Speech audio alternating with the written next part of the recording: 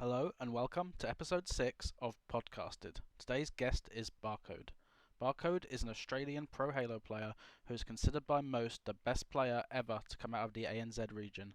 He has seen success on multiple international teams over in NA such as G2, Native White, and now is on Native Gaming alongside APG, Mikwin and Collect. Today we talk about the highs and lows of his turbulent pro career as well as his view on the current state of ANZ Halo. So sit back, relax, and I hope you enjoy. Hello, Mr. Barcode. How are you? Good evening.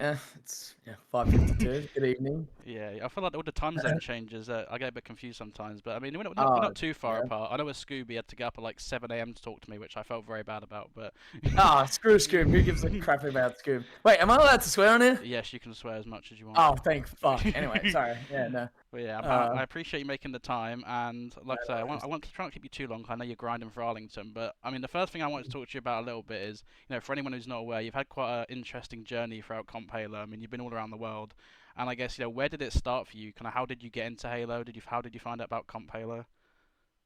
I mean, I've said this before, but it's like I've kind of grown up around Halo my entire life. Like literally, just like my family, my brother, like as in like literally, I was born. I'm 3 months older than Halo 1, Oh my lord. right?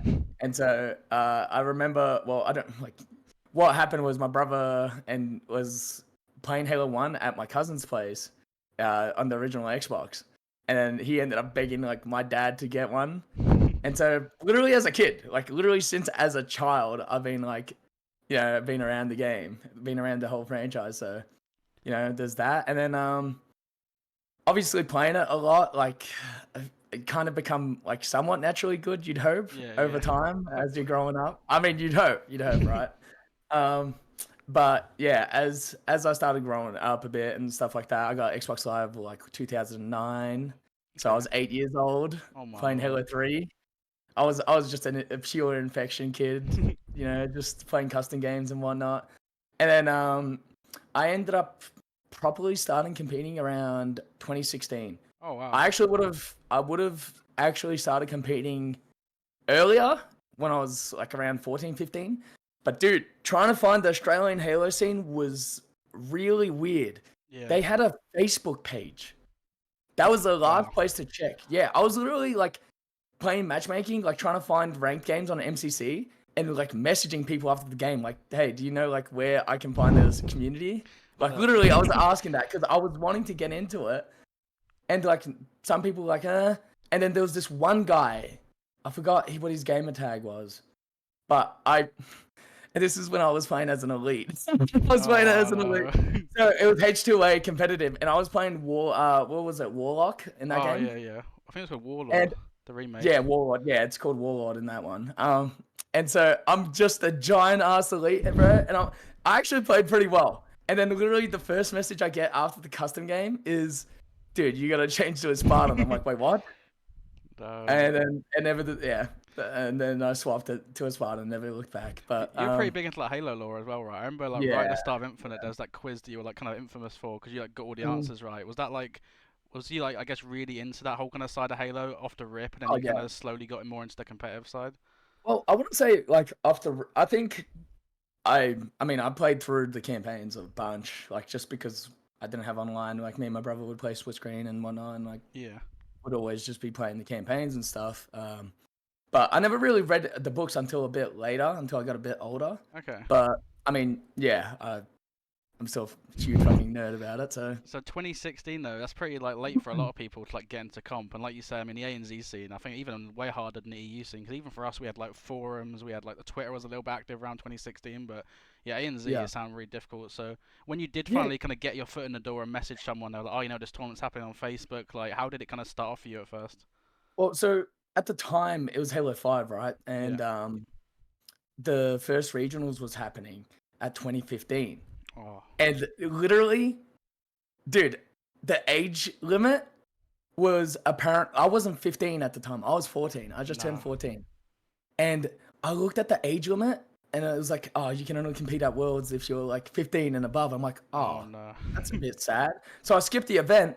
And then like a few years later, I realized, Slays, my teammate Angus, oh, well, Australian teammate Angus Yeah. Slater's. He was actually like they managed to get 343 to change the rules last minute. No way. So I didn't compete because I didn't have I had a team and everything, but I didn't play in any of the comps because I just saw the age on it. I'm like, okay, there's no point in me trying to play any of these online things, or like, you know what I mean? Like, Yeah. I'll just have to wait. And so and then I heard that and I was like, dude, are you kidding me? That's so tragic. So was he like similar age? Was he same age as you then? Yeah. He's Oh, about a few months older actually. I think he's half a year older than me. that is pain. But he wasn't 15 at the time or something. Yeah. When you started Oh, sorry, go. competing, no, I was gonna say like, was it for you like something that you'd watched a lot of esports generally? Like, yeah, that's what I want to be like. I want to be like a pro one day. Or was it just I love Halo so much, I'm pretty good at it. Maybe I should play some tournaments. Was it a little bit more kind of a hobby? Yeah, dude, I'm weird, and it was like I knew of esports being like a thing and like MLG and competitive gaming and shit. And like at the time, I was actually grinding CS. I was grinding a lot of Counter-Strike instead, but because like that was like fueling my competitiveness, that game. And then I knew Halo 5 was coming out, and I was like, you know what? I'm probably just gonna. I love Halo. I'm good at it. I want to compete in it. Let's just see what happens. It wasn't really any external like push for me. It was kind of natural, if that makes sense. Yeah. It wasn't. I wasn't like idolizing like watching any MLG games or stuff. Like I did like see stuff like way back then when I would like search like Halo Pro or something on YouTube, and like I'd see matches and stuff, but I wasn't like religiously into the scene, if that makes sense. Like I picked up on a few bits and pieces, and like I knew like all the key players at the time, you know what I mean? Not the niche stuff, but kind of like the key players and like the mode and like how everything worked basically. Okay. But yeah, it was kind of just a natural thing for me, just like wanting to fuel or like use my competitiveness towards something, if that makes sense. So. Yeah. Would you say you're like that kind of very competitive person generally? Do you think? Well, I guess I feel like you must be if you're as good as you are. Or I hope you must be, or else I kind of feel bad. Like I'm slacking. But no, in Halo I'm competitive as fuck. I hate losing matchmaking. I just hate losing in Halo. And even like when I was young and playing, like, I mean that's just me in games in general. I just hate fucking losing. Like it's just shit. And I guess 2016, right? So you got into it, and I guess how long did it take for you until you maybe started realizing like I might be like pretty good at this compared to most people? Like, I might actually have a shot at like being at the top of ANZ, or did that not really happen for a while? So this is like where it got weird for me in ANZ. It was like back then, like it's probably the same here, like in every other region. Especially back then, I feel like there was a lot more clicks and gatekeeping. Yeah. I like I don't know how to explain it, but it was very. There was definitely friendship groups. There was definitely people just like that you would never really get to talk to or play with or like interact with at all unless you were like friends with them. Yeah. And so that made it pretty hard on the climb initially. But like for me, I always kind of believed in myself. I knew because especially being that young, like and that individually like somewhat decent at the game, I always kind of knew I could get somewhere. Yeah. If that makes sense. Like I didn't really care about how long it would take or like what it would take because I knew I'd eventually get there in a way. You know what I mean? Like so I never really thought about that like in that way. I just kind of kept on my grind and like just playing the game, like just having that in the back of my head, like saying like, yeah, I can do this. Like I'm pissing on some people, you know what I mean? I'm like fiving cunts. I'm like, you know what I'm like individually, you know. And like what would I you knew I had the classify? skill. Oh, sorry to interrupt. I was gonna say No, like, you're what good, would you're you good. classify then as I guess your first like big break or like your first big thing that rather got you noticed, or was it like someone reaching out to you and being like, yeah, you're pretty cracked, like come try it with us? So what was my big break was winning 3 FFAs in a row, back to back to back. Okay. And so my gamer tag at the time was Alex28062001. That's a great gamer tag. Right, yeah. So, and I'm in a lobby with like all of the, like these Aussie pros. Like, you know, there was Benno in there, there was Ads, there was Madsy, there was a guy called Rambo who was like go to that free for all. Oh, I remember him. Yeah, he's a I mean, he's a creature. But anyway, and you know, like all the pros were playing in them, like they were competing in them, And yeah, some kid with my gamer tag shows up and wins 3 of them in a row. And so that was like the big push for me. And I actually got picked up for like my first kind of good team in Australia. Yeah. Yeah, and I guess how did that feel at the time? Was it kind of like it didn't Oh, even that was surprise sick. you, or was it like, oh my god, I just beat like No, no, Benno no, and that was lads? I was hyped the fuck up after those 3 rolls. They probably didn't give a fuck looking back at it, but you know what I mean? Like I was like being that young and like beating these guys that just further like kind of cemented it in my head. Like fuck, I'm beating these guys already like in Yeah, a yeah, free for all. Like you know what I mean? Like and obviously free for all is different to fours and whatnot, but just still winning that shit like 3 in a row for a yeah, 15-year-old back then was like, yeah. still pretty big for me. No, I think And that's really big. That's big. I was, Yeah. I was pretty excited getting the opportunity.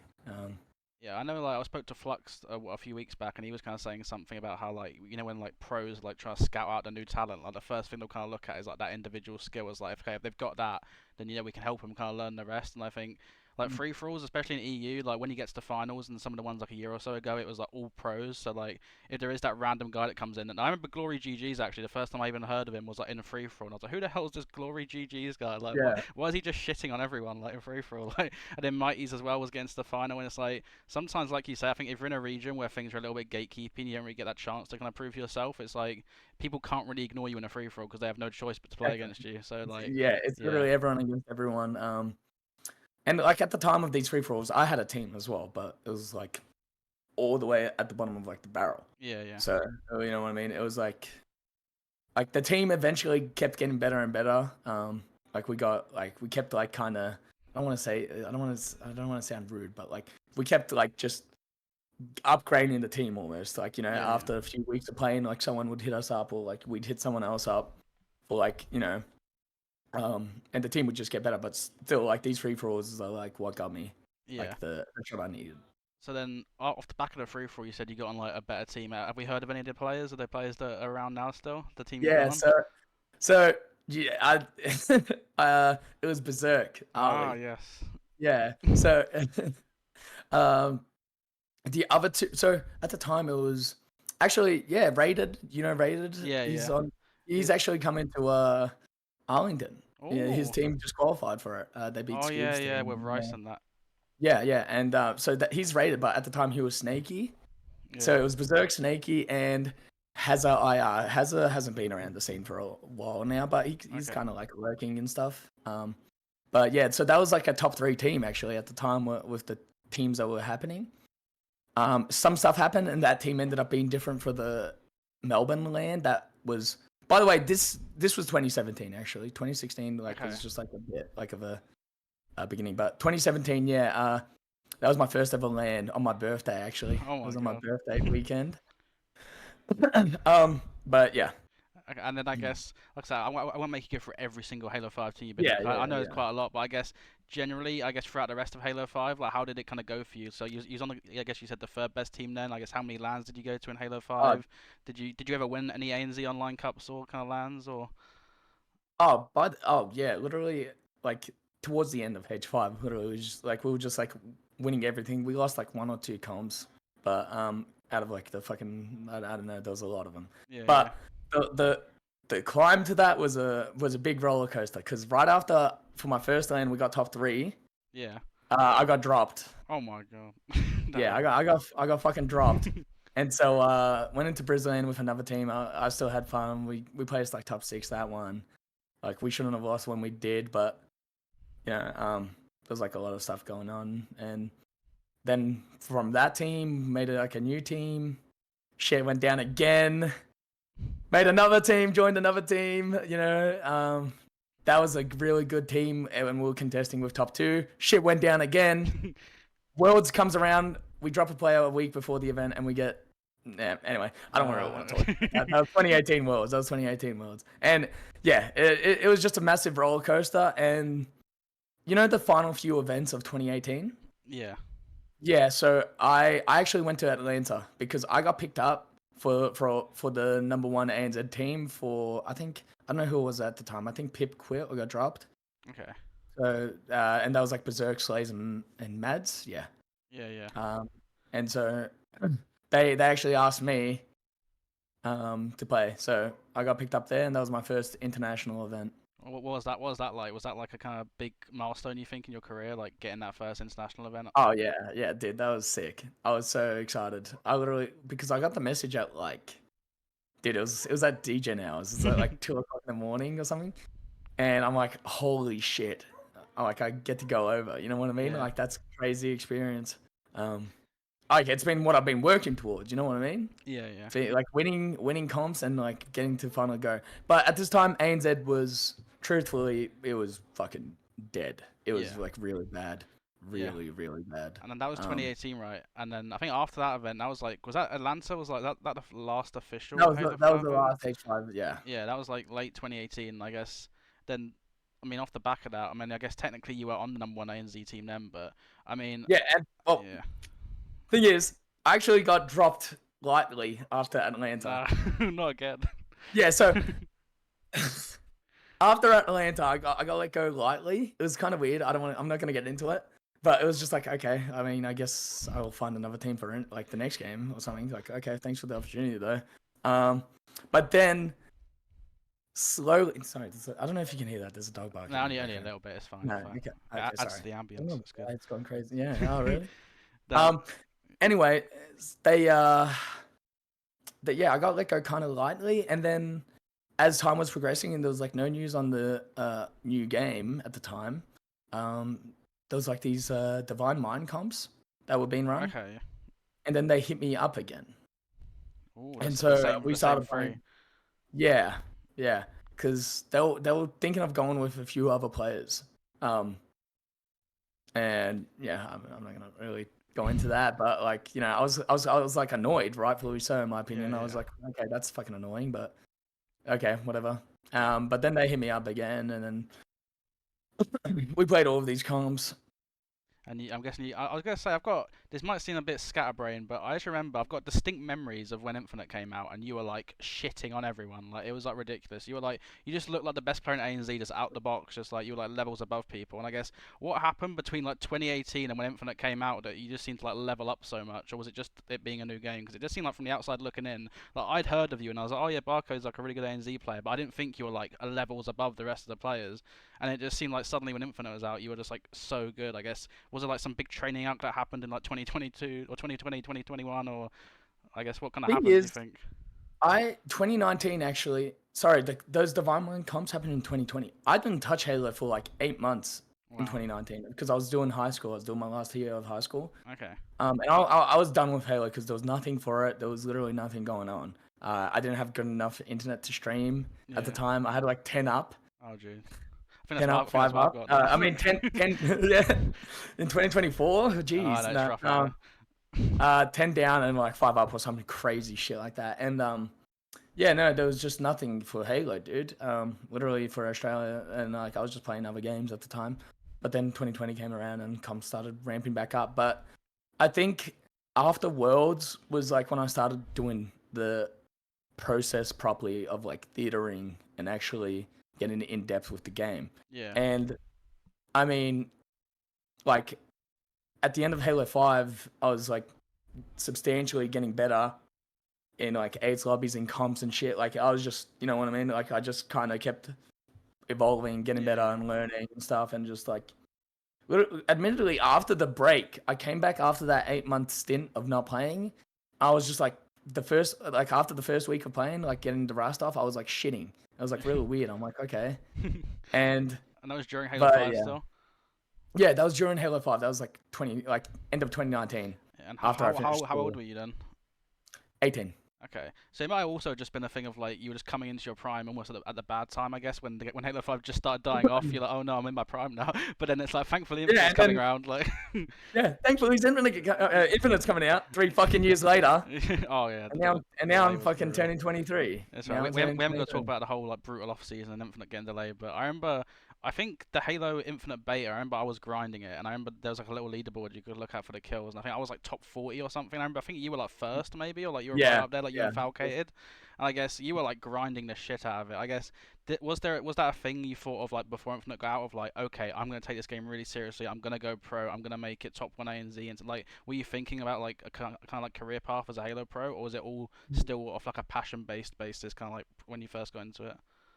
Oh, like now because it was like a lot more legitimate at this time. I went to my first NA event and like coming into Infinite, we won like 20 plus comps in H5 at the end of H5. Yeah. Like we were just winning everything. Eights, I was just like winning eights. I was like, you know what I mean? There was two's events in Halo 5 as well, just winning those two with like three. So there was three comps and I won all three of them with three different partners. So like I was just getting like an ego boost. My fucking head was blowing up at the time. I was just like, fuck yeah, that felt good. But yeah, going into Infinite, I was like, because we kind of assembled another team because there was more beef, but this is like a super team, and then more shit happened. Dude, it's just fucking yeah. It's never straightforward, I guess, in a way. It's always something always happens. There's some people just have beef or like, you know, teams break up or so, like, you know what I mean? But going into Infinite, we had like a super team that was considered a super team at the time. Yeah. So no, like there's really no pressure on us because like we kind of already had that gas of already knowing, and I mean rightfully so. We didn't with that team. We didn't drop a map for the first 2 weeks. Yeah. Of the game, like screaming to everybody. What was that team again? Was it Prates? Was his name? Was he on the team? Yeah, it was Prates, me, Seduce, and Madzi. Okay, yeah, that was I mean, that's pretty close to it. Was that the team that was supposed to be the super team, or was that the team that got changed into being a different? Yes, okay. that was supposed to be the super team. This might be a bit of a. Where did it? I hadn't heard of Prates in Halo 5. Was he a newer player, or did he play Halo 5? He played it like pre 2017. He stopped playing. Okay. Right? Yeah, he played the first 2 years. And he just quit. I don't think he liked that as much. He's a Halo 3 kid. Okay. But yeah, you guys were dominating at the start of Infinite, and I think you guys did go to a few of the international events, right? I remember you guys had some really crazy series. Not with that team. Not with that team. Oh yeah, it changed a little bit. I think Seduce stopped playing as well, right? Yeah. But as the kind of number one ANZ seed, you kind of had that lockdown online really comfortably. You got to go to how many NA events did you get to go to with an ANZ roster? In Infinite, I can't remember how many was it. Only 2. Okay, only 2. Yeah, only 2. I remember you having some like. Did you guys played that old SSG roster right with like Ace and Tylenol? I think. I remember popping off in that series. Yeah, I got that. I think I got that overkill or triple kill. Yeah, that was a crazy series, and I think that's when like obviously online you guys dominating ANZ. I think you especially were really standing out in the stats, and like people, oh, this guy's really good. But I think once you kind of started having a few of those showings against on LAN against the NA teams, I guess when did you feel early on in Infinite? Obviously, you're having that great success in your region, but did you start getting a feeling at all of like people were noticing you internationally, and were you already thinking about like, oh, could I make the jump internationally? Well, the plan always was try and make that jump internationally, be it with the team or individually. That was always my goal. And it kind of just fell into place perfectly, you know. I was talking to at the time. I don't know if this is like screw it. I was talking with Ogre One at the time, and like we were playing a bunch of Halo 1 and stuff. And this was he was looking for a manager position in Infinite at this time, and he ended up joining a little organization G2. Ah, yes. And so, but he was like, because he was gassing the fuck out of me. I'm exposing him right now. He's gonna be so mad if he watches this. Like, oh god. But no, he kept trying to tell me just play your game, keep doing well, like you know, like, and he was doing a lot for me behind the scenes. He was definitely like, you know, telling some people and shit like that. But that being said, that was happening. That kind of gave me that confidence boost of like wanting to just keep going harder and harder. And seeing that jump was like literally right in front of me. But after Kansas, actually, so after Raleigh, you know, we played how we did, and I still had like a bunch of people like coming up to me, talking to me, and like, you know, because I was streaming a bunch at the time as well. Like I was streaming full time, and so people would like know me, you know, and just gassing up and whatnot. And then Kansas City, actually, I got 3 different international offers. Oh my lord. Yeah. Or was it?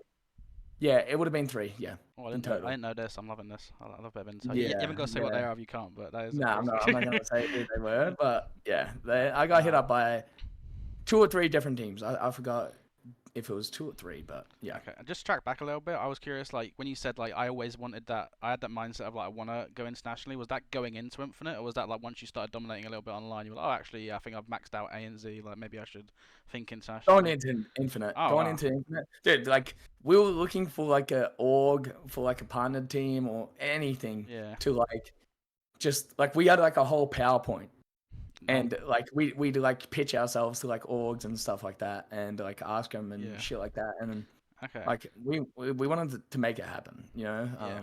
I think also I was saying to Scoob last time that I think for me from an outside looking in perspective, I think like you streaming a lot, like you said, I think is a big help, like having that visibility. And I think also I remember like the memory I've got is you and Spartan and who was it? Someone else doing that 1v1 like thing on main stage at one of the NA events, and like you stood behind Spartan. I feel like you just had like a really good kind of energy and like personality about you. Where I was like, oh, this guy seems cool. And I feel like for teams that are looking for a new pickup, like oh, he's like talented and he's cracked, though, and he seems like a cool guy. And obviously you've not got the whole like worry about like language barrier, and like I feel like there's like a lot of boxes I think like you ticked like off the bat. Well, like even though you said you got like Ogre 1 and that gassing you up, I think you already like had a lot going for you anyway. Well, like if people are looking for a player, and I mean it's pretty cool to hear you got like all those offers. And I guess how long was it from like you getting offers to then making the actual jump to like joining, I guess, G2? Oh man, I mean that G2 stuff was in the process for a while, Okay. and so as I could have kept competing in ANZ for a little bit. I missed out on an ANZ LAN in New Zealand because of it, but as soon as Kansas City was done, that G2 thing was pretty much happening. Okay.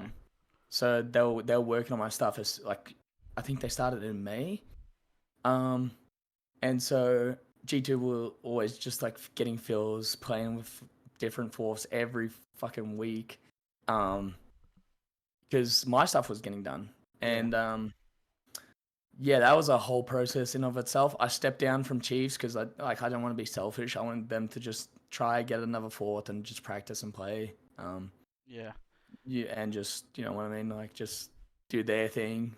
Yeah, there's so much I want to talk about with this. I mean, there's just obviously you're moving to a new country, you're like playing with a brand new team. You get, I mean, I think on the roster at the time, right, it was like Straight Sick was on there, like someone who's like been a pro for all these years, achieved these things. It's like, I guess, what was just the overall feeling, or like, was it a little bit overwhelming, just like having to adjust to all this new stuff, or was it just like, oh my god, I'm so excited, my dream is coming true? Yeah, it's more of the latter, to be honest with you. I wasn't like really stressed out or anything. I was actually more annoyed because I'm just sitting here at home waiting, shooting bots. Because Yeah. at the time, I couldn't play matchmaking. Oh no. Yeah, I literally couldn't find games. It stopped me from full time streaming. They literally barred me. Like I literally couldn't play the game. I wasn't finding games anymore. We got region locked. It was rough. It was. I remember the you shooting bots thing. I always used to hear about it. I was like, no way this guy's this good and he's just shooting bots all day. Like, it's like, That's bro. all I can do, dude. That's all I could do. And there was a stream of me once sitting for 2 hours. 2 hours. I've got that video. I've got the stream VOD actually saved on my computer back home. I've never uploaded it, but it's me sitting there for 2 hours with, you know, the screen that pops up, unable to match. Oh yeah, yeah. It pops up 14 times. That is And insane. and so I got I forgot who it was. It might have been Mons. She joins my lobby. I insta match into a game against 3 of my teammates on the enemy team. That is, yeah. Yeah, It's and so, so it's so I short. just I played that and I logged off and I just turned the stream off and like fixed the game, and they never did for that whole time I was in Australia, and they still haven't. You have to use a VPN, by the way. Yeah, still can't find games in the EU once it's like past like 1 a.m. unless you're actually other EU people. But I feel like ANZ is like even worse because there's just like less players and I mean, no one's like Onyx, and no one plays ranked. So. yeah, it's rough. But then eventually, thankfully, you did get to move out. Everything got set up, and I guess what was that kind of experience like on G2? I mean, I know you guys had a lot of events together, and you guys had a few ups and downs. But I guess how would you kind of categorize that as like your first big kind of break as like a pro NA player? I mean, I think we did good. I think overall we did pretty fucking good, considering I came over for the Super. We scrimmed for 2 weeks. I had to go back home. Okay. I went back home, kept shooting bots. Had to go to Thailand. Ah. I had to go to Thailand for a few days. Ah. A few days. Okay. And I'm not, I mean, I could go into the story, but that's a whole other like 10, 20 minute fucking, that's a whole other rabbit hole of how fucking shit that experience was. But what ended up being a few days turned into a month of me being stuck in a hotel in Thailand. That is rough. And missing out on the only ANZ LAN event. I was supposed to go to that as like a spectator and see all my friends and stuff like that. I missed out on that because I was stuck in Thailand because of the visa processing. Wow. Because Thailand was picked because it was the fastest like wait time for the appointment. So I just got flew out there. They put me in a hotel, and yeah, I waited like 3 weeks after my interview. Even though she basically told me at the interview that I got it, but that is insane. shit went down. Shit happened, and yeah. Anyway, and then I rock up 3 days before Orlando, and we get top 6 again without touching the game for the past month. That is crazy. So, like, considering the circumstances, and you know what I mean, like it was just like we tried our best. We did as good as we could have. Like, you know what I mean? Like I got there 3 days before the event, grinding my ass off, and I was there for the next month till Worlds, and then and then Worlds was.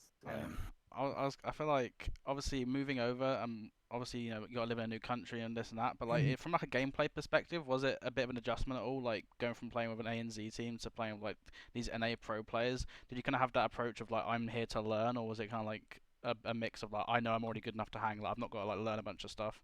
Yeah, it was definitely a mix of both because I got picked up for a reason. You know what I mean? Like it's not like I'm gonna throw everything out the window. And I'm just gonna. But that being said, I am I don't have that ego about me in terms of like learning process. If someone wants to watch VOD with me and like help me out, I'm all fucking ears. I'm all eyes. Like you know what I mean? I'm just trying to sponge up every single piece of info. Yeah. I don't really like arguing that much. Like it's not really arguing if you're having just a civil conversation about like a play or something. You know what I mean? I hate like the arguing side of shit. I don't. It feels like it's just like the tones and anyway. But you know, like I still came here knowing who the fuck I was, but still knowing I can be so much better than like what I was. Yeah. And so I guess, like you said, overall you categorize. I think your time on G2 pretty successful, especially as like your first outing as like an international player on a NA team. And I guess what was the process of like you no longer being on G2, moving on to your next team? Like was there any kind of complications behind that, or was it seamless? A lot. All my off seasons for this game have been horrible. Yeah, actually, looking back at it, I think all my off seasons in every single game have been horrible. But yeah, no, it was pretty depressing. I'm not gonna lie, it was pretty sad. I was very sad because we didn't know at the time if G2 were leaving or not. There was kind of rumors, like we heard, and like they were telling us, like, hey, we don't know if we're gonna, be saying we'll let you know. And unfortunately, they decided Halo wasn't worth the investment. I mean, I'm not really gonna get into that, but I can understand. It stung a bit because of the whole long process, waiting and like actually being here and like all that stuff, and then they ended up leaving, and then off season was just fucking hell. Off season was horrible. And there was like a lot of bouncing around. There was like a massive washing machine, and just I thought I was gonna actually just go back to uni at that time. Yeah. I thought I was just gonna just go back home. How long was the break? How long was the break? I guess after like your last tournament with G2 to then like when you got onto your next team, like how long was that off season? Worlds was October 20th something, so like mid October till when I got on my team was January, late January. Jesus, so all over Christmas, just like so literally, literally like November, December, like we had offers, shit would go down, those offers, poof, gone. People saying stuff, doing other shit. Um, it was a weird time. I Yeah. don't really know. I was kind of annoyed because like we what happened at Worlds like realistically should never have happened. I mean, I don't know what the fuck that was, but it was like I've never had an experience like that, dude. I've never had an experience of how we just lost that series. It was the craziest shit to me. Like it's almost that everything that could have gone wrong went wrong. Where did you guys And place in so the end for Worlds? top Yeah, 12, and I guess and after the top we six. that would have been another top 6 placing because if we beat Oxygen, who reverse swept us, we versed Fnatic, which we beat actually in pools just before 3-1. Yeah. And so like got versing them, we would have been confident. Anyway, it doesn't really matter at the end of the day. We fucking lost. But what I'm trying to say is that series that we lost was fucking insane. Like I couldn't ever really put it into words how crazy the chain of events that led to us losing were. Yeah. Yeah. And I guess And then after that event, it's kind of I think soured. This is what pissed me off is like I think it somewhat soured a few people's like interpretations of us and yeah. you know like and like shit happens, dude. Like teams always have shit fucking events and stuff like that. But I think that being the final event going into the off season really fucking hurt. Yeah, that's what I was gonna say. I think mentally, you're like you said, like dealing with like, oh no, are people not gonna rate me as highly now because we lost that game 5, and oh we're this close to top 8, top 6, and like you said, your current roster like probably not being on the best terms with each other maybe because of having that heartbreaking loss. I guess was it just I guess mentally, like you said, that was like a really tough off season. And when was your first kind of glimmer of hope? I know you said you had a lot of things that fell through, but when was the first like kind of concrete sign that like, oh no, wait, I'm back in the game now? Because like you said, you were thinking Yeah. about going to uni, right? Oh, Like, dude, when it did was that change? so it was last minute, but not as last minute as the current circumstance. But um, dude, yeah. So like maybe a month out, like sometime in December, and I'm stressing about my visa stuff because G2 did my visa, so I'm out here trying to research. Like, can I come on another visa? Like, wait, is it transferable? What do I have to do now? And there was like that whole fiasco. I'm stressing about that. Teams are like, just still washing machine and stuff. And then eventually, shit, I'm trying to remember how. I think I might have messaged Miquin, Okay. or he would have. Yeah, no, I think I hit him up first with like a stupid emoji, like a suitcase emoji, like and like a guy in a business suit or some shit. And I'm like, what's going on? And he was doing some roster stuff. He was also in the washing machine for a long time. So it was me and Gilk duoing in the off season. Okay. And so, yeah, I messaged him. He was going through it. And then what ended up happening was, yeah, I mean, it kind of all started falling into place. For our fourth, they kept asking like who we should get, and I was like, we should get Tapping. Yeah. Um, I love that. I and love so that team. When that team got announced, I was like so excited. I was like, oh my god, it's like the International God Squad. Like this is so cool. Like it just felt like so sick to like see all these players like so like these such like talented players all on one team. And I think obviously you guys ended up proving that like you had what it takes to compete at a high level. But that team was just so exciting when it got announced. And I guess did it kind of feel a little bit like the leftover squad, or was it like you felt like or like the team that has to prove themselves a bit? Oh, I mean, like with the way it was going as well online, dude, we were getting shit on.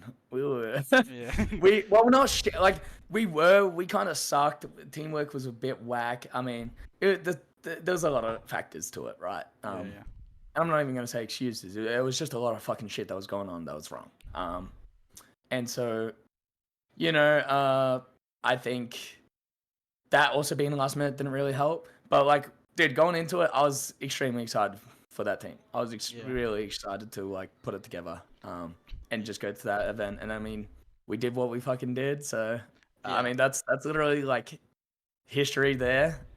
So I mean, that was still successful as well. Yeah, I think that team just like from my perspective, like it just seemed like it had like all the individual skill to like match up with like any team in the game. It was just like you said, like you could get like all the teamwork stuff and all that kind of thing going. Because like pure individual skill wise, I mean, you and Tapping especially, I think on the same team is like ridiculous. And then like Mikwin as well, and even like Gilkey, I think on that G2 roster was like really solid. So like it was like such a good team on paper.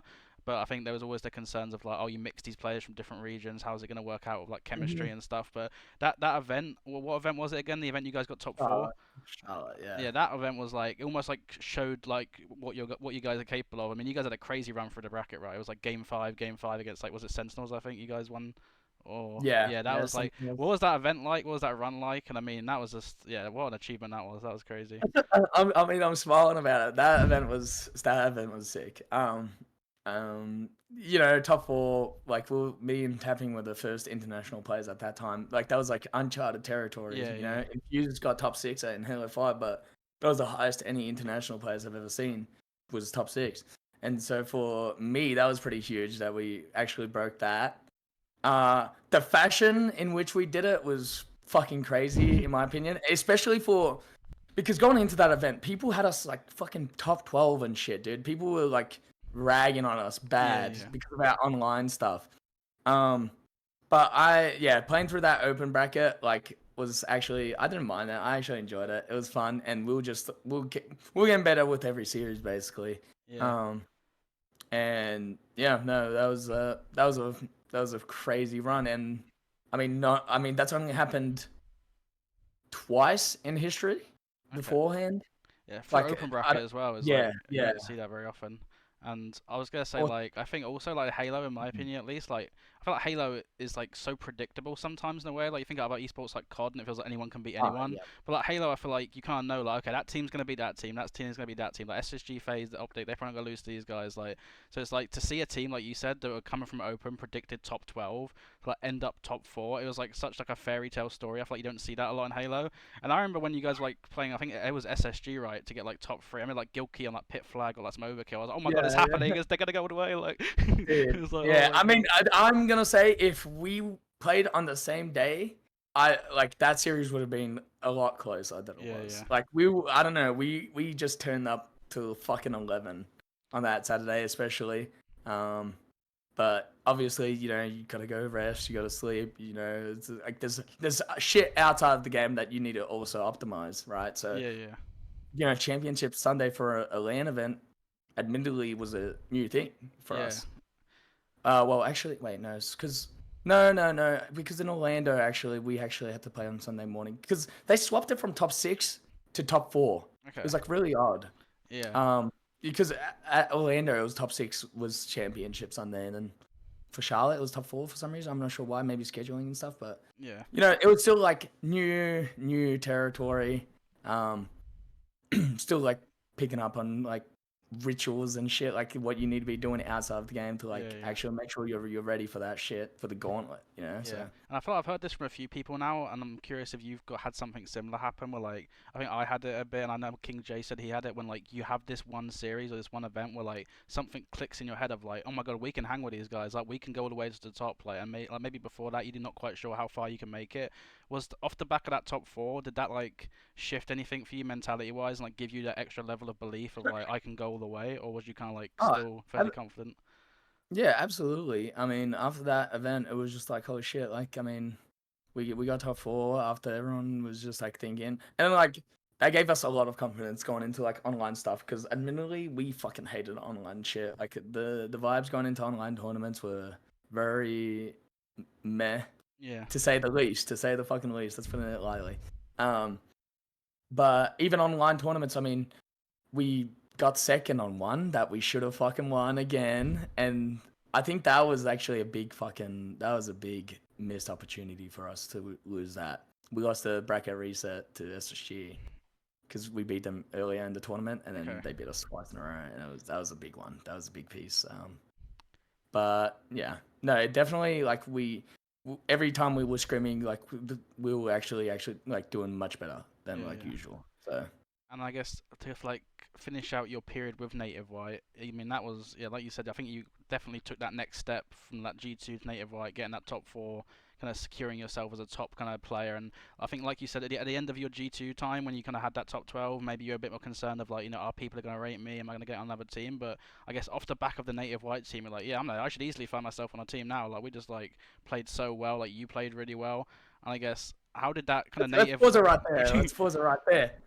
I'm not shopping around for another team when we just placed top four. You know what I'm Yeah, no, saying? I mean like after the Yeah, whole team. nah, I know. I'm Yeah. talking shit. I'm talking shit. But I'm saying like after that top four, like the belief in that team fucking grew Yeah, immensely. yeah. Like I was like shit. Like like we can do good things with enough time. Yeah, no, I think that team, like I said, I think it had everything on paper at least, like go all the way. And I mean, you guys proved it online pretty much, like you said in that final, and to get in top four. And I guess how what was the kind of like how did that team end up? I guess like I can't quite remember off the top of my head, but like what was the kind of finish of that team? Like how many more events did you play after that top four, and what happened with? I got to compete with them for one event more, which was Dallas. Okay, That was with the same team. We got top eight. I don't really want to go into it too much, but there was like shit still going down. okay, I'm not really. I don't want to fucking talk about any no, that's alright. excuses and shit like that. We just lost. In a shitty fashion. We got top eight, which wasn't too bad. I mean, we lost game five to Shopify at the time, which was like the Rhino, Kamea, Mental, Oh and yeah, yeah, Rain. So we lost that for top six. But I mean, like, I wasn't really too cut about that considering our circumstances on like what was going on outside of the game. okay, But then yeah, after that was the release of Gilk, and we picked up Collect, I think, and I only got like 3 scrims in, or like a few scrims in with him. yeah. And I obviously didn't get to make it to Arlington. Yeah, and I was that was all the I guess visa issues again, right? If I remember Yes, correctly. yes, And yeah. yeah, I mean, yeah, you've had a lot of unluckiness, all that kind of stuff. For please, I hope that no more, please, no more.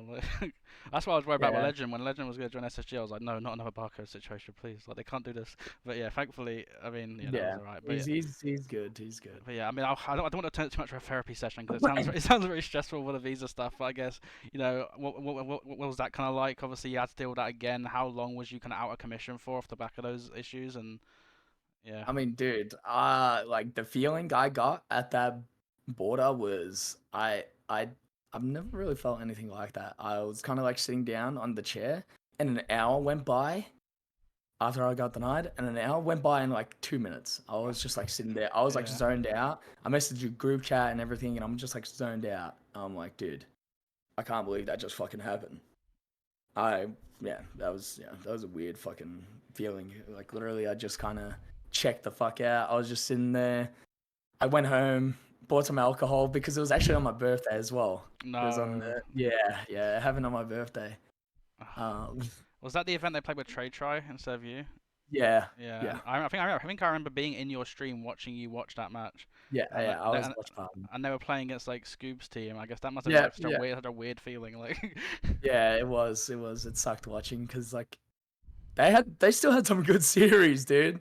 And just like knowing that, like if I was there, like fuck, maybe we could have won that shit. Maybe we could have yeah, gone on yeah, some crazy run. Like, I hate that shit. I hate thinking about it. And so it was just like it is what it is at that point. I couldn't control it. I mean, we got shafted, and so yeah.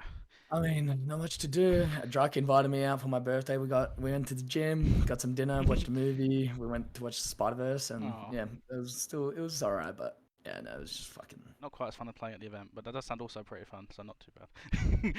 yeah. So was that the last time you played an international event then? Yes, So that, and yes. when was that? What date? What month? June 28th, Oh my jeez. birthday. Oh my. Yeah. So yeah, that was that was a Yep. while ago. And I guess how long after that did you kind of get the word from Native of like, okay, like it's not going to work out with this team because we can't like I guess wait around for I you. I I got that after about a week or two, I think, after the Okay. event.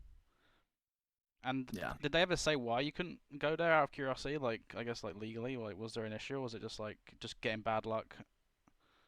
Getting bad luck. Yeah, Yeah. I that's mean, there was nothing wrong with what I was doing. We yeah. just got shafted bad. That's, I mean, the guy, the guy clearly had a problem with me. I'm yeah. gonna say that much. He clearly had a problem with me. He was like eyeing me the whole way in the line and everything, just like looking at me like, you know, Yeah, bro. It's and so shit. Like I got a terrible vibe. I got a terrible vibe. I've heard so many And stories like that of like, oh, you just get the wrong guy, or like, you just say the wrong oh thing, yeah, and 100%. it's Yeah. like I feel like it shouldn't be like it should be like way more like black and white than that. It shouldn't be like just hopefully you get someone who's not having a bad day. Like it just yeah. That is Yeah, it's chalked, and I guess, like I said, I won't make you go too into it if you don't want to, but I guess that, I mean, I got very, a kind very, of. very extended off season, right? I mean, that was such a big break. I remember, obviously, you were back in ANZ for a little bit competing, right? Like very recently, and I guess. What did you kind of go through mentally in this whole time? Like, did you kind of think, yeah, I'm done with Halo now, it's over? Like, were you still having keeping hope of like getting back to NA? Like, what was your kind of emotions like? Oh, dude. I mean, I don't even know. I was just so checked out of everything. I was just happy to get the fuck out, man. I just wanted to go home. I wanted to just relax. I just wanted to take some time off, chill out for a bit, see my family, see my friends, and just decompress from like literal a past year of fucking hell. Yeah, yeah, Because what was supposed to be 3 weeks in Canada ended up being 6 months. I yeah, wasn't supposed to be there for that long. I was supposed to be settled in. Shit was gone, and yeah, it was just dumb. I just really couldn't. It was really hard for me to even like that shit bleeds into your gameplay as well. But that shit like you got to take care of yourself, dude. You do have to take care of yourself in yeah, like almost every other aspect to make sure you're staying consistent in game, and you know what I mean. Like yeah, yeah.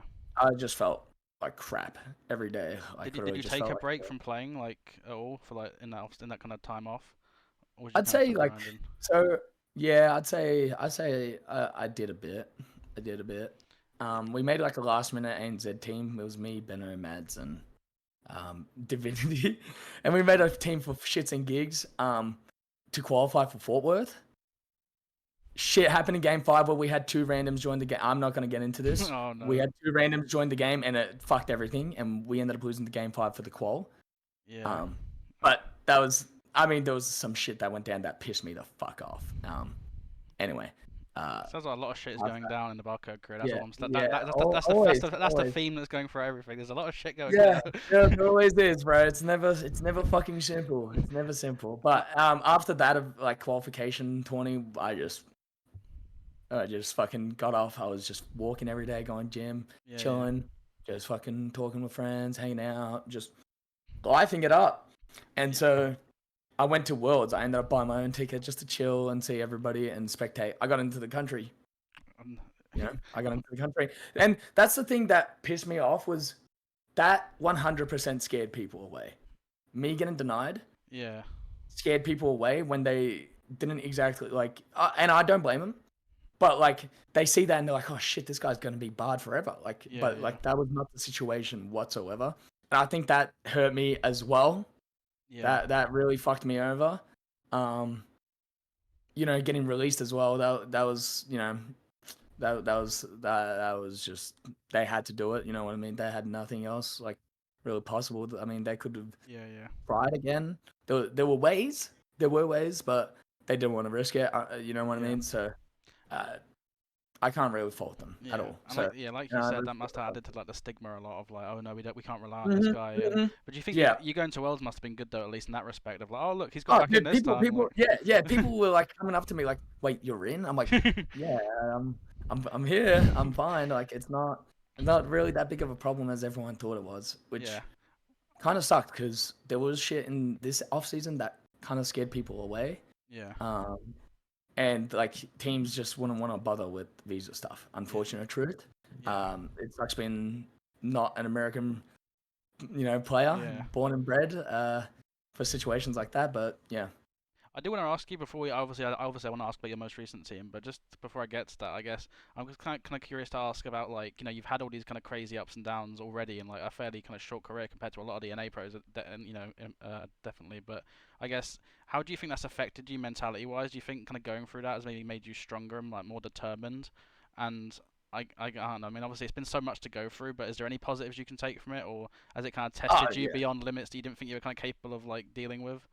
dude. I mean, yeah, yeah. I was literally this close, this fucking close, all these times to just just like, dude. I'm just gonna finish uni. I'm gonna finish school. I'm fucking sick of this shit. Yeah, I like this shit. Like I was just in the mentality of like, listen, I gave it my fucking all, and shit is just out of my control, and there's literally nothing I can do about it being an Australian. Like there's nothing I can fucking do. It's all out of my power, and I hate that feeling. Yeah. You know, like you can't change something. You can't actively be working towards getting it changed.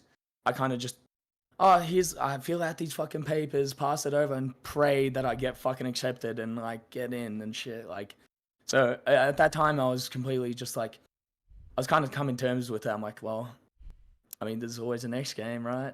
Yeah. So I was just like, I was very close to going back to university and just giving it up for And now. I know I saw you. I mean, it was very recent. It seemed like everything happened so quickly. Like you said, you had that big off season. You were thinking about going back to uni again. You kind of had a bit of like a fun ANZ team with Benno and that. I didn't quite get qualified. Then I know very recently I remember seeing you on that team with Scoob and Slays and was it who's the fourth? Scoob, Slays and Sways, yeah. And I remember when that team formed, I was like, oh my god, it's the ANZ God Squad. And like, from my point of view, obviously I felt terrible that you weren't on a team, but I was like, well, the silver lining is there's a pretty good ANZ team now, and if they get to go over, like, I actually think these guys could like get like a top 12 maybe internationally or above, because like now that you're on the roster, and I guess what happened in that time that like suddenly you're just on an ANZ team thinking about going back to uni. I think I spoke to like Looney, who was like, oh yeah, he's going to like kind of half compete, half study maybe, and take it more casually. I guess like how did it come about, the whole native thing? Like, was that just out of nowhere, or did you kind of have an inkling it might become? I mean, I kind of there was stuff that happened in the off season. I'm not gonna go into specifics and stuff like that. A bunch of team stuff and all this stuff, and so I kind of always hoped. Wait, sorry, I was about to sneeze. That's right. There's always like an inkling of hope and like potential for me being on like an NA team. But everything just kind of fell through. Like teams went with other offers. I actually said no to certain other teams because of a team I had set up. Actually, I'm not even gonna get to that too. But that pissed me the fuck off. I mean, I spoke with them sort of about it. I mean, I still need to properly actually talk to them about it because I still don't know. Like, I mean, I don't really need to talk to him about it because like I'm here now and fine. I don't really give a fuck about anything but my team and focusing on that shit and just trying to focus on getting better. But at the same time, like, it hurt, man. Because if this didn't happen right now, that would have that's why I made the ANZ team. Yeah. Right. Because obviously I'm sure the faux guys don't care about me talking about this. But I was playing with them in those online tournaments. Yeah. Right. And I actually really enjoyed playing with them. I had a lot of fucking fun. I love those guys. I love the European scene. I love all the guys over there. And so I've obviously got my Serbian citizenship. Yeah. Both my parents are there. I signed the document as well. I'm a Serb. I can go back home and play in Europe because I'd rather do that than go back home to ANZ where first of all I can't even play matchmaking, and second of all the competition's better. You know, it's a setback. But it's not that big of a setback, you know what I mean? Yeah. Because you guys still have, like I said, Foe and Quadrant, right? And then like you guys still have other teams that are a lot closer to that threshold of like the top 2 and top 3 than ANZ top 1 to top 2, you know? Yeah. I mean, with our ANZ team, we didn't drop a map. We didn't drop a single map. Like, like I don't know, like you know what I mean? Like it sucked. It sucked from. It was like the highest of highs, like knowing I can compete with like the best of the fucking best, to just skydiving, fucking sack of shit, falling from the aeroplane down all the way to the, like just, it sucked. So it sounded like a kind of similar off season to some of the other ones where like you had all these kind of potential offers, but then they fell through for different reasons that are out of your control. And did it kind of feel like deja vu a little bit of like, oh no, not again, like it's happening again, like my hell off season, like. I can't believe it. I'm kind of used to it, dude. I'm used to it at this point. I mean, shit happens. And I mean, it's kind of like what you do afterwards that kind of makes you the person you are. And it's like, I mean, I still haven't given up. I mean, I was still playing the ANZ teams. I was literally like searching up university courses. I was going to sign up and I was just going to play on the side and not really stream maybe here and then and just do uni. Yeah. I would have loved to have And seen you on the EU team, and as an EU fan, I was kind of hoping like there's so many times. I think even last year there was rumors of like, oh, Barcode is technically he is Serbian, so he could come over. Like, and I was like, oh yeah, yeah, please, like we need you. But yeah, I mean, because you don't, yeah, because like yeah, after yeah, that was also a potential thing in Europe. I'm not gonna really go into it because I don't really know what was like the landscape for you guys, so I don't know what people know and stuff like that. But yeah, that was definitely a potential thing. Um, Once again, me getting denied kind of worried them, but yeah, being from another region and playing for an international organization is completely fine. To yeah. enter the states, you can do that. You can Okay, fucking do that. All uh, right. yeah. So there's no problem there. And then I guess Um, what was the approach then for the obviously the native red team? We saw you got picked up, not that long ago now, or with is it APG Collect and Miquin, right? Is the team, and I guess like I said, was that like a thing where was it Miquin that messaged you again, but like let's get this going again, or I guess and uh, what was that feeling like as well to be like that close? You think like giving up on your dream to then suddenly a lifeline gets thrown to you? yeah, I mean, it was kind of crazy because I don't know how I want to get into this because it was so APG was streaming. Okay. He was doing his press conference Oh yeah. things. He was talking about it, and shit went down in that very stream. And coincidentally enough, so because like when I got released, Native were still working on my visa. That was their promise to me. They said they're gonna keep working on it. They're gonna get me one, so I have an easier That's cool. process getting back, right? Yeah, that's really cool. Um, but then what ended up happening was I got a message that very morning before the stream went live about a potential team actually hitting me up to play with them. Right? Okay. I'm not gonna say what team it is.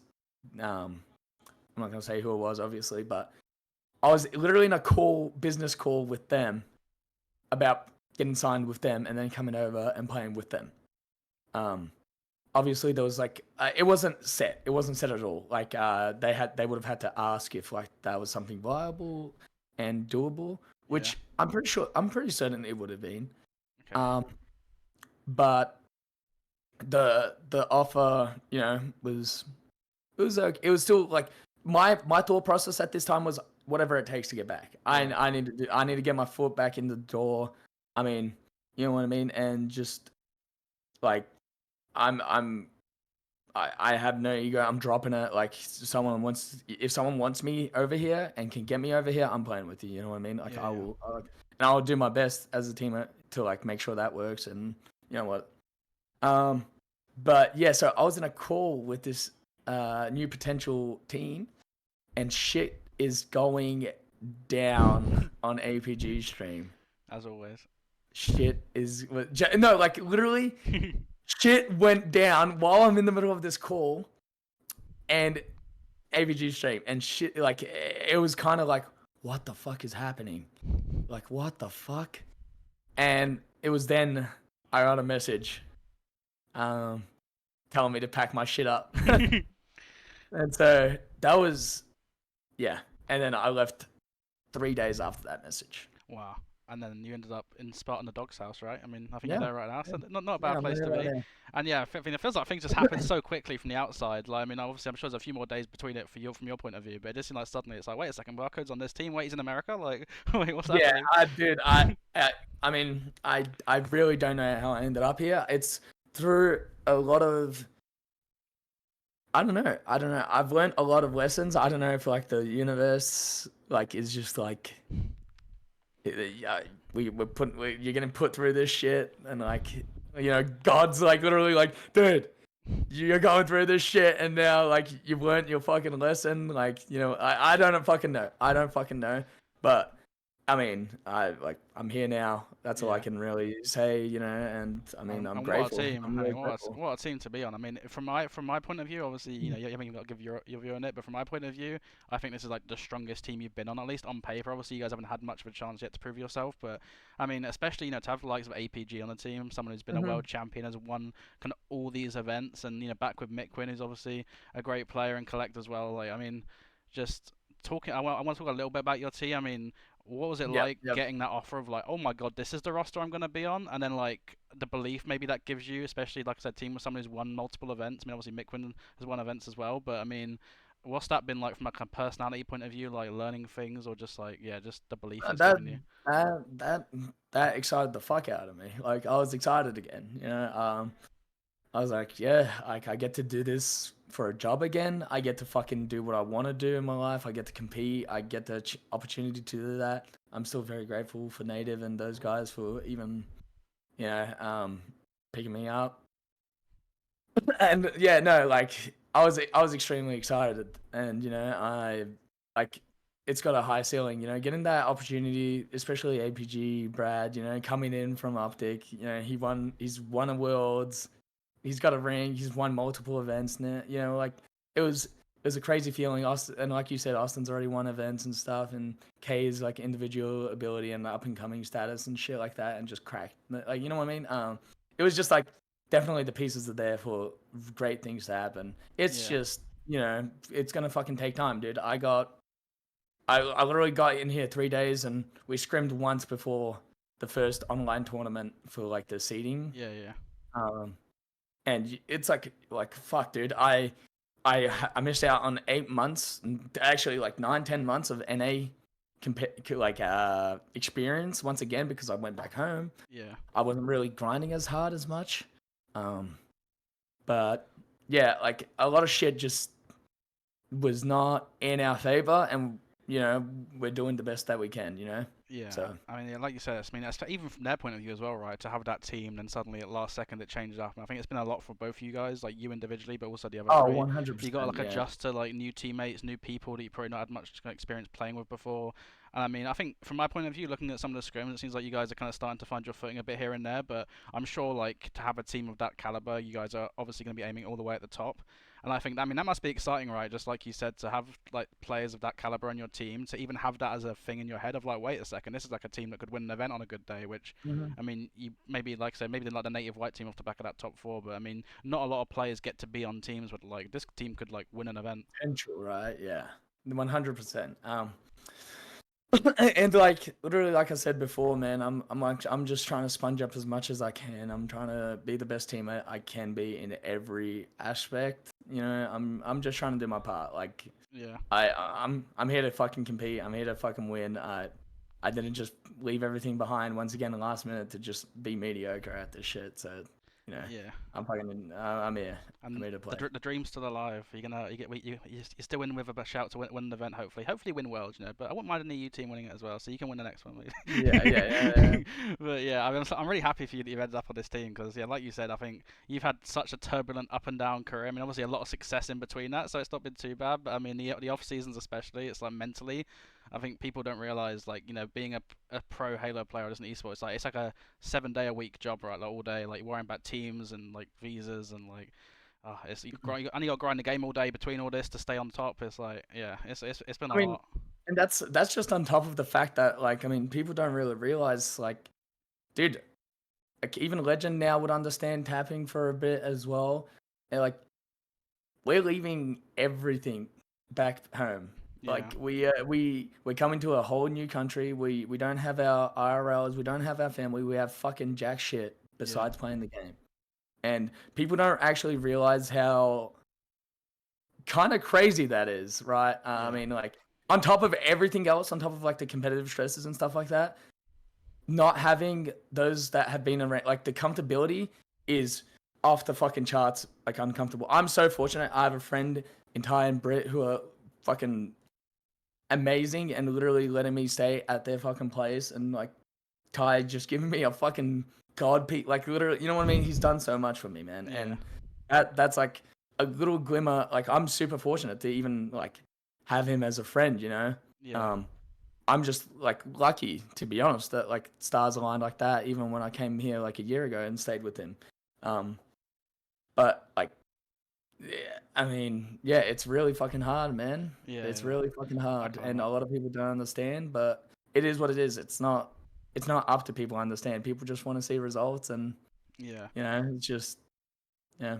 Yeah, no, it's a lot, and I think, like I say, I'm like really kind of big fan of everything you've like been through and everything you've achieved, like despite all that. And I think even though like obviously I'm Mr. EU, I mean you are technically EU, got the Serbian passport, but Yeah, it's I like am. I am. I always have that thing. I don't know about you. When I'm watching an international event, it's like, okay, I support the EU teams first, then I support all the international teams, and Yeah, then I will yeah, support the NA teams last. It's like I always have that like yeah. affiliation to like, oh yeah, we're like the underdogs, we're the international players. So like I've always been rooting for you from that point of view, and yeah, like I say, I'm really happy that you ended up on this team because I mean it's such a good team on paper, and hopefully you got a nice long season ahead of you. Hopefully not too many downs, just a bunch of ups, and yeah, I'm really excited. Like I say, I had a few other things I was gonna ask, but I don't want to keep you here all day, as I know you got I scrimmages and you got mean, to practice and stuff. no, I'm Okay, chilling. I'm I'll do chilling, one or but two you more can. questions. I'll do one or Yeah, you're two. good. You're Just good. just You're like good. general things, I guess. Yeah. What's your opinion on? Could be a bit of a big one, but what's your opinion on the kind of state of ANZ right now with like the competitiveness of the region, some of the new players coming through like Oh, Rice and okay.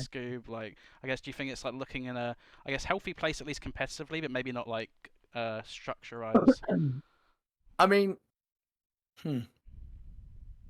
I like I'm confused, to be honest with you. I'm very Yeah, confused. I'm a bit sad as well, but I'm also confused because being around like the community way back when and seeing a lot of the players leave is it's sad. yeah, yeah, Like um, a lot of like characters and stuff. People come and go, and obviously with Infinite, we saw a new bunch of new people coming in, um, and so seeing like those old heads and whatnot just retiring and shit like that was kind of sad. Um, but seeing like how like here's the confusing part though now is I don't know how and this is not even like just remove me from the picture, right? I'm just confused as to how the competitiveness changes that much as soon as I left because that team that I was on, like I said, we didn't drop a map. I think we dropped yeah, like a round of ball and shit. But how I don't really know how that second team goes from what they were to then suddenly beating the technical number one team. It kind of confuses me at this yeah, point. yeah. And like I said, I'm not even trying to talk about myself here or like leaving. I'm just the power scaling's like not fucking making Yeah. sense. It's been So fun to watch. I mean, I was gonna say with yeah. like, I know you said like right at the start about how like ANZ and like back in the day was a little bit clicky and it's like who knows who. And I have no idea about a lot of the ANZ players, but one player that I always looked at who I thought was really good that I was surprised he wasn't on the top team was Rice. I remember like looking at a lot of like the Halo Day Hives and things and just like some of like the damage, like he's like 10, 15k damage above everyone, having like crazy stats, and I was like, why is this guy not on like some ANZ like God Squad? And I don't know if that's just totally out of left field, but I think when you left, it maybe evened things up a little bit, and like that team has suddenly just been able to compete with like a team like Slays and Scoob and like these players where like you think they should be winning, but like that team behind them is like I mean, upset them arguably. trust me, it's entertaining. I love it. I like watching like close series as much as the next spectator. You like making sure there's always good tight series and stuff like that. But I like I don't know. I don't want to really give my opinion without ragging on people. I don't really want Yeah, to yeah, like yeah. wear people down on my thoughts because it doesn't really. I mean, you're asking me for my thoughts, but like I don't really want to use that to Yeah, no, like I what I understand. think. But I mean, I think it's good that these teams are actually competitive with one another now. They're always trading maps and shit. There's the Mac Absu comps as well, like the Yeah, side tournaments that are being run. That that team's winning, the other team's winning it now, um, and it's like a back and forth. And I think that's overall better for the region. yeah, I agree. So overall, I think the competitiveness of like two top teams going at it is always like beneficial. Yeah. Um, as long as they make sure they're all scrimming and still getting practice against one another. But Yeah. I think yeah, like you said, from like a purely competitive point of view, having at least two top teams that can kind of go back and forth and kind of help each other improve is big. And obviously, we all wish there was a lot more maybe support from like a HCS Microsoft point of view, but I think like you said, having that grassroots stuff like Macapsu and that, and like the grassroots tournament organizers, I think that's the kind of stuff that like keeps the scene alive, and then you yes, hopefully just kind of keep it going long enough that we do eventually, like maybe like an EU kind of get that official LAN that comes. Like with us last year, we kind of had that Blackpool, which is like, oh, I well, cool, yeah. we can have we have a few teams, and suddenly we get like a LAN, and I'm hoping from that ANZ perspective, there's a similar path maybe where like if the grassroots scene kind of show they've got like a lot of passion still, and there's like a lot of people there that are still interested, and maybe some kind of grassroots LAN. I don't know how feasible that is. Maybe that could be like the kind of start of things. But I think there is still a very passionate ANZ scene. Maybe like the There numbers is. and the turnout There is. isn't as big for some of the cups, but in terms of, like the streamers and like the players and the personalities, and I think there's so many people there that like I don't want to see them like get neglected. Yeah, no, I mean, I will say this. There are so many dormant Halo fans overall in general, Yeah, right? They just, there's no sugarcoating it. They just keep screwing up. yeah, They fumble very oddly weird business decisions, especially in growing regions such as ours and even Europe, even Latam, even fucking Asia. Them not making us Asia Pacific and just ANZ is a massive shot to the foot because yeah, there's about another double-digit few teams from Asia, right? yeah, And this game is actually Halo's always been playable on higher pings compared to other games. That's not to say it's good on high ping, yeah, but it's playable. And so them completely axing Asia is mind-boggling. Removing one of the largest populations of the entire fucking planet yeah. I agree. is weird, and not including them with ANZ, even APAC South and APAC North or something like how Apex and other esports do it. Yeah. So I agree with that. that's mind-numbingly silly of them. I know Local. on that. I was gonna say about the Asia thing about like I know Scoob's brought up before on Looney Stream about the whole idea of like the Guam server.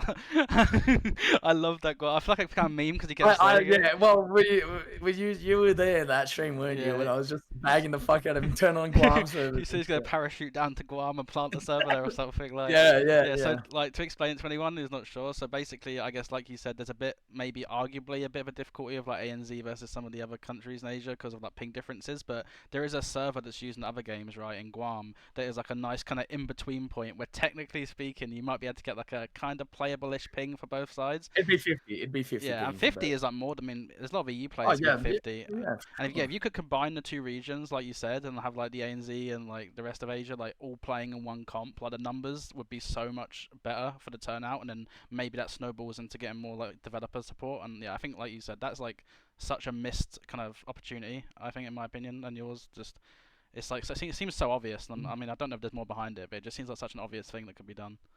Yeah, I mean, I've been a lot of ANZ people have actually been saying this throughout the time of HCS is that they're going about it wrong though. Like I want to say lately people have been saying it. And I would say lately by post 2018. Okay, so post 2018 when they started sending. So 2017. We had 0 fucking lands. We got saved by grassroots once again, Lunchy lands and OHL, which were fun as fuck. Like if you guys, if whoever's watching new Halo 5, they know what I'm talking about. It's like a whole other can of worms. OHL, which was our grassroots thing. We had pistol stars before anyone else, by the way. Anyway, we had no events in 2017 sending us at all besides Worlds qualifiers, which was online. Yeah, that's rough. They didn't send us to any other international event. 2018, they throw a LAN 3 years into the game's life cycle in Australia. They throw a LAN, two international spots for Worlds. We're gonna send the team to every single event now. Post Worlds, we get sent over there. We get shit on. It's like, what do you expect? Honestly, do you guys think that's how you grow a region? And then they tried the same shit with the beginning of this game. Yeah. Okay, and that's what pissed me off. It didn't really piss me off. It was more so, I definitely think those international opportunities should be there eventually for like regions like ours. I think Europe's a bit different, and that's the problem. They view every region as having like needing the same things. Yeah. Right. And so, where they could be spending that money that they send 3 Australian Halo teams to get slaughtered, they could be putting that money in to growing the local fucking ecosystem and actually throwing events. And I know that's not cheap, but sending 3 Australian teams over isn't cheap either, especially in the COVID time. Yeah, well, how much are flights? Yeah, I guess they're insane. Flights for a team during COVID For one Australian team, we're about 20k US. That is insane. And I mean, I'm assuming this, but I'm guessing like if you had the choice of one or the other, would you rather have like 3 ANZ teams get to go to America, or would you rather have like an ANZ LAN where everyone gets to go? It's like it's cool to go Yeah. to America, but like it was like it's almost like they're moving on to step 3 before they've done like step 2. Yes. Like Yes. yeah, That's the problem. They're skipping the whole growing the local system. You don't breed competition by sending an Australian team over for a week. yeah, To like a team's not going to improve in a week. If they really wanted to do something like that, they would have partnered Chiefs. They would have that money that gets funded through the partnership program. I know how much it was. I know how much it is. I know what it can do. And I've been doing this visa process. I've been calculating living expenses. That partnership money is way more than enough to send a team over internationally and keep them here for a whole year, work on their visas, find housing for them, yeah, and living expenses. But instead, they funded, and I don't blame them for this, they funded well-known orgs that would get eyes on the scene. And I understand, but if you're gonna be throwing that whole terminology of wanting to grow every other region out and then not partner a single fucking international team. yeah. After year one, they didn't partner Ascend, by the way. They partnered like when did Quadrant get partnered? That was like end of year 2. Yeah, the most recent like round of it with like complexity and that, I think, right? Yeah. yeah. Yeah. So they missed out on an opportunity. Like, dude, that like there's so much money being just misplaced and like misspent. Like, it's very frustrating. And I mean, I want to expect a lot of the American audience to understand because they won't. Yeah, although I would say a comparable example, I think from an NA perspective, is when like KCP didn't get partnered, right? Of like an org that was like super community focused and like did a lot for the community, but they maybe opted for more like an org that's got, like you said, like bigger optics and might have more Twitter followers and this and that. But it's like the org that did a lot for the community, like kind of maybe got overlooked. And I think the same from the ANZ perspective of like, yeah, maybe like this org might have more followers and this and that, but it's like the compounding benefit of like investing in ANZ and like helping that scene grow, which I think that's what you want for any competitive scene, is it to be like thriving in different regions. And I think there's money that can be placed in different places. There's so many things that I think could have been done that haven't been done. And look, I'm only complaining about it because their vision for this game was to grow the game internationally. If they didn't say that, go ahead, partner as many fucking other orgs as you want. I don't care. Yeah. But I'm seeing like I don't know, people like I don't know, dude. I don't really want to get too far into it. It's just very frustrating that people don't understand that like how grateful and good of a position like they really are in. And a lot of people take it for granted, and just like being international players and stuff like that. Like we see all of this other bullshit that happens, and like it's just always at like a disadvantage. But like there's shit out there that they can do to level the playing game that just never gets done, man. Yeah. Like they just I don't know. They were given feedback from ESL specifically, from what I've heard, from bits and people, from a bunch of group of people.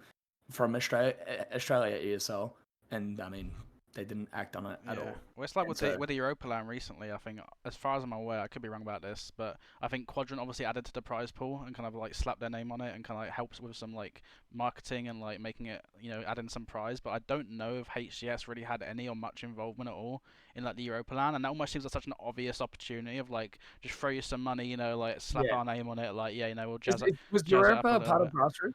I think Europa as an organisation, Halo, is part of Grassroots, yeah. But I think also there was some ANZ Halo orgs, right, that were part of Grassroots. Was it just called like Halo Australia? Halo Australia, yeah, and they've kind of like died off, it seems like, from that point of view, despite being Grassroots. And the people running it felt just neglected as fuck. Yeah, and that's something we saw with Europa Halo. Have fucking drops. Yes, drops. Well, I was going to say Europa Halo today, as we're recording this, I think it was earlier in the day, Europa Halo announced that like they've ceased operation. I think, you can only assume with that part of the reasoning has got to been like, and I think this is something I say a lot to people, is like you can only run off passion for so long, And I think from an Australian Halo point of view, there's so many passionate people. The same people were like, if they just got approached, like, let's make a LAN happen. Here's a bit of money. Let's get something going. Like, we'll keep off some funding for a few like flights for open bracket. We'll just like we'll throw that into the pot. Let's make something happen. Even if it's like a bit like bare bones, like that's gonna be like a HCS major in Australia, but just something for the players. Because you said before about like this. No, I was gonna say there's something like dormant players. Than I've experienced this in EU. Where like a LAN gets announced, suddenly all these players just crop up that you've not seen in like a year. Yes. Like, oh, there's a LAN, is there? Like, there's so many people Yes. that are almost just like waiting for a LAN. Like, I think for me, like, you can have like 3 online supers and then an online cup every week for 6 months, but like a LAN is what keeps the scene alive. Like, it gives you something to look forward to. 100%. And I think that they just need to, in my opinion, they need to find a way to like get LANs back in ANZ. That's like step 1. Dude, it doesn't have to be some grandiose fucking DreamHack shit. It doesn't have to be fucking like anything crazy. You don't have to have your firecrackers, your fucking confetti, your shit. Yeah. Like, just give us a LAN. Like, dude, people just go. We did 2017. They ran cafe LANs all the time. Obviously, like cafe LAN is cafe LAN, schmafe LAN. Like, it's not that big of a deal. But the fact is, people were still flying from state to state to go there for the social interaction and actually having something to play for. Yeah. And like looking forward to something, rather than just some, another online cup this weekend. Cool. Yeah. It Top really, 2 teams get money, and that's it. Like, Yeah. cool. I'm just gonna continue with my day then. Like, yeah, it's like I say, yeah. Online stuff is cool, but I think for me, a LAN trumps everything. It's just like I think we'd rather have a LAN and then like a few online cups, which use nothing but ceiling points on the line, and people would be happier than like just a bunch of online stuff. And yeah, I hope it changes soon. We'll have to get something to go in one day, like a big group call, have like a big set, like a summit they call it. All the ANZ pros, like let's get brainstorming. But yeah, I guess like I say, last thing I want to talk to you about, not to keep you too much longer, is, and I'll kind of bundle it all into one big question. I guess, as you've had so much success as a player in Halo, both in your region and internationally, and you've been through a lot, have you got any general advice for players that are competing now on like how to succeed, whether that's mentally, like the kind of approach you got to have, the kind of practice regime you've got in terms of the hours, the VOD review, and also any tips for like team building, just like general advice for like making it in Halo, I guess. I think like it's definitely. I'm trying to think of the best way to say this, because every time I've answered this question, it's been the usual fucking cheesiness of like, be confident in yourself, believe in yourself too, like keep on the track and shit. But like for actual, like I don't really know, you know what I mean? Like it's just keep fucking working hard, dude. Like you're gonna be going through shit all the time. It's get comfortable being uncomfortable type sort of stuff, and like it's just it's gonna be a roller coaster. Some people are fortunate enough to not go through that in their careers. 99% of us will, and that's just that's the unfortunate reality of it. I'd always say still have a backup. Definitely have a backup. But yeah, like I said, just fucking you gotta work hard. You gotta be open to a lot of shit. Like I said, you gotta be a sponge. You gotta be not like as a person. I feel like you do have to have a sense of openness about you and being not confrontational, if that makes sense. Yeah, no, right? it does. You don't want to be fucking hard to work with. No one hates someone that's hard to work with. Like you just don't be a fucking cunt, basically. I agree. I think a lot of things I say is just like, obviously play the game as much as you can. That's pretty important. Like to be good at the video games, to play the game a lot.